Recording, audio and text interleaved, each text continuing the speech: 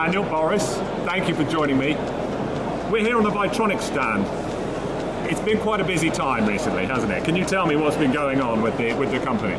Sure, yeah. The company has changed ownership, so that means we joined the Itis group and PPF group in the background.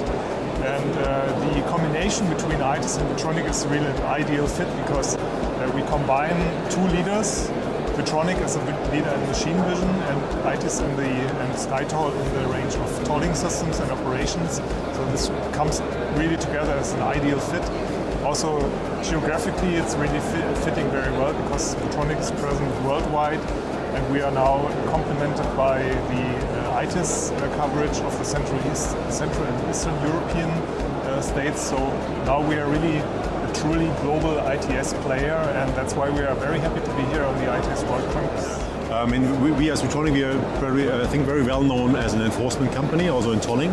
So the first project we did back in 2002 and 2003, starting the German truck tolling system, which is a GNSS-based system. We provide the enforcement not just in Germany, also in other markets. Even though we do a tolling project in Australia, where it's about toll collection, but all the GNSS part, for example, SkyToll brings into the game all the back office functionalities when it comes to operational back office, commercial back office functions. SkyToll brings it into the game, and we still can provide the very advanced roadside systems to the tolling system. Meaning now we are really, I would say, an end-to-end supplier of a tolling solution. And before we have been a solution provider, yes, but only we could provide several parts of an entire tolling system, which means now for a lot of customers we can approach now, for example, in the region of Africa, but also in the Middle East region, for example, we can now provide really an end-to-end solution to the customer. It's a big benefit for the customer and for us. Yeah. And GNSS. Difficult word, isn't it? This is the future. This is increasing demand for this. Definitely. Because the traditional infrastructure-based schemes, they had their time, but now I think we are ready, and the whole world is ready for more GNSS schemes because they just offer more flexibility and they offer better coverage of the whole network, which is really the future of tolling. Yeah. I'll bring it out of the space and back down here on Earth, back here on the stand, here at the ITS World Congress. What is there that you're showing this week, particularly sort of hardware-wise, stuff that we can touch? Yeah, we show here our current traffic platforms in the enforcement domain. So that's the Polyscan FM1, which we have near us here. We show also the tolling platforms, and then, as Boris mentioned earlier, we also show not hardware-based, but the software solutions that we can offer, and the services definitely as well. So a lot of software there as well. Yeah. But the cameras are still important though. The cameras are an important part of the offering, right? They are. Even though with the latest generation, our tolling equipment, for example, we kind of move towards purely video-based with AI functions, still on edge processing, so smart cameras.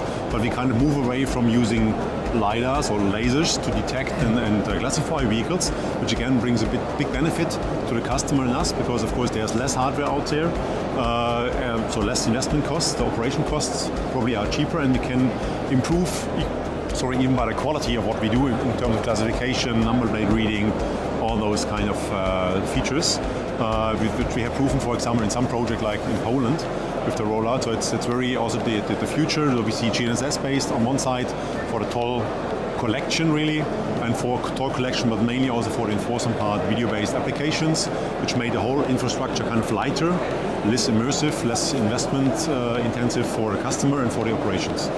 It's really interesting that we're able to do so much more now with video.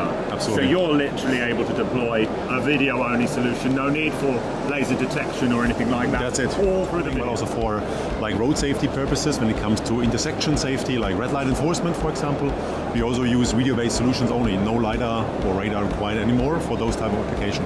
When it comes to speed, still we are relying on our well-known LiDAR solution for sure. The good old speed camera.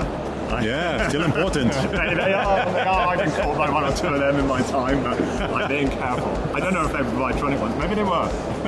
Most likely. Most likely. I can blame. So sorry for that. Well, I won't blame you personally. It's all about education, isn't it? It is.